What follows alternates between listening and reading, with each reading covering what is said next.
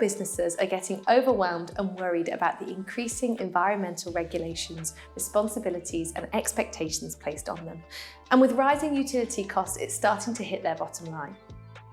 On top of that, even smaller businesses are now increasingly expected to have good green credentials. These expectations are coming from all directions, including banks, customers, supply chains, and even their own staff. Business owners often feel out of control and are getting increasingly worried and uncertain about what all of this means for the future of their business. Are you struggling to keep up too? You know that you should be taking action, but just don't know where to start or where you can get help. Don't know what your options are and don't know who you can trust for sound advice. In the meantime, let's explore a few things you can do right now to get you started on your journey. Make sure you read your meters regularly. This will enable you to identify how your company is using energy and when and where it's being wasted. The most effective energy saving programs involve everybody within a business. Savings of 5 to 10% are common, often through employees suggesting and implementing the measures we're about to show you. Heating is usually the most significant energy cost in a workplace, accounting for up to 40% of energy use in non-domestic buildings. Preventing heat loss through topping up insulation and blocking drafts can significantly reduce heating costs, so it's a good place to start improving energy efficiency. Things to look out for include: when were heaters or boilers last serviced? Are portable heaters being used by staff? Are the heating and air conditioning operating at the same time in the same place? Are hot water tanks, boilers and pipes insulated? Have you installed heating reflectors? Do you have smart heating controls? Who is responsible for changing the heating times at the different times of year? Are windows open when the heating is on?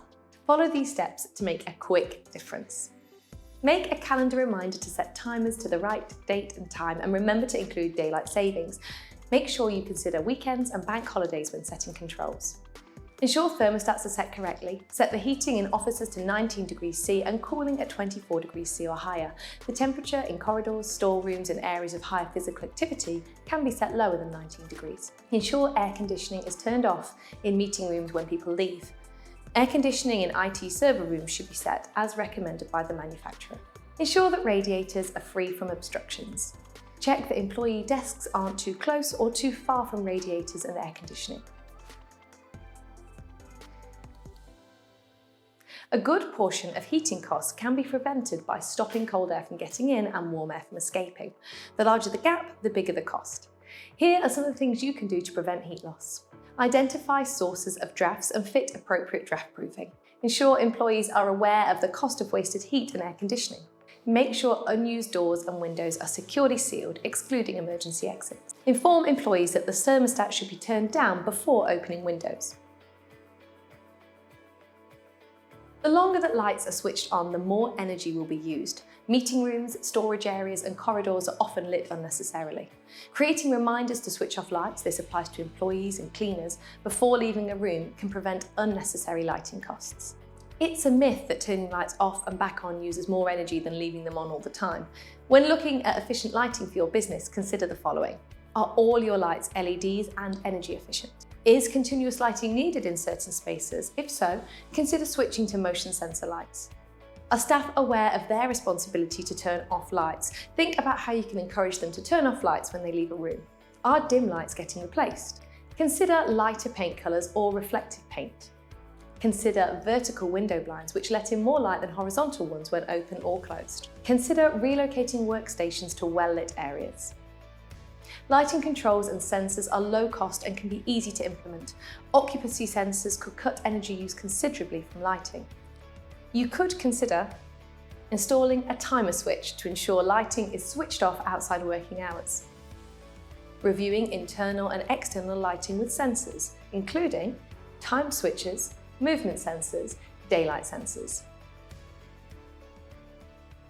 Office and work equipment can be high energy users. If a piece of equipment isn't being used, it should be switched off. Leaving equipment on standby wastes energy. There are a few things you can do to avoid unnecessary energy use. Switch from desktop computers to laptops, as laptops use less energy. Encourage staff to turn off monitors and computers at the plug when they leave and avoid standby. Optimize the brightness of monitors. Activate power saving settings on computers and laptops for all staff. Set printers to automatically power down. Ensure communal equipment is turned off at the end of the day.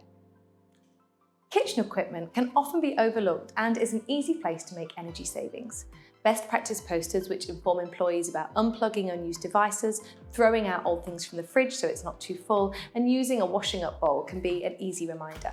Things to look out for include, are the seals on the refrigerated areas in good condition? Do you have an energy rated fridge or freezer? Is the coffee machine or refrigerator energy efficient? Are kettles used to only boil the water that's needed?